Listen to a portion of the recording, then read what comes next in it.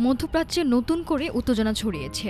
Islamic revolutionary guard corps বা IRGC দাবি করেছে যুক্তরাষ্ট্র ও ইসরায়েলে ইরানে বোমা বর্ষণের জবাবে তারা প্রতিশোধমূলক হামলা ষষ্ঠ ধাপ শুরু করেছে।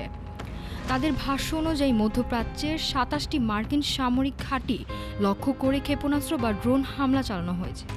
ইরানের রাষ্ট্রীয় গণমাধ্যমে প্রচারিত খবরে বলা হয়েছে, আইআরজিসি ব্যাপক ক্ষেপণাস্ত্র ও ড্রোন হামলা চালিয়েছে ইসরায়েল এবং মধ্যপ্রাচ্যে অবস্থিত যুক্তরাষ্ট্রের সামরিক স্থাপনাগুলোতে।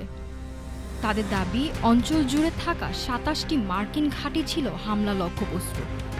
আইআরজিসি আরও জানিয়েছে, ইসরায়েলের তেল নোভ বিমান ঘাঁটি, তেল আবিবে অবস্থিত সামরিক কমান্ড সদর দপ্তর, হাকিরিয়া এবং একটি বৃহৎ প্রতিরক্ষা শিল্প কমপ্লেক্সেও হামলা চালানো হয়েছে। আইআরজিসি বলছে এটি প্রতিশোধমূলক অভিযানের ষষ্ঠ ধাপ।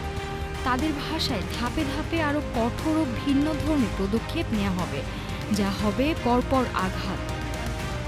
তবে এসব হামলায় কি পরিমাণ ক্ষয়ক্ষতি বা হতাহতের ঘটনা ঘটেছে তা স্বাধীনভাবে এখনও নিশ্চিত হওয়া যায়নি।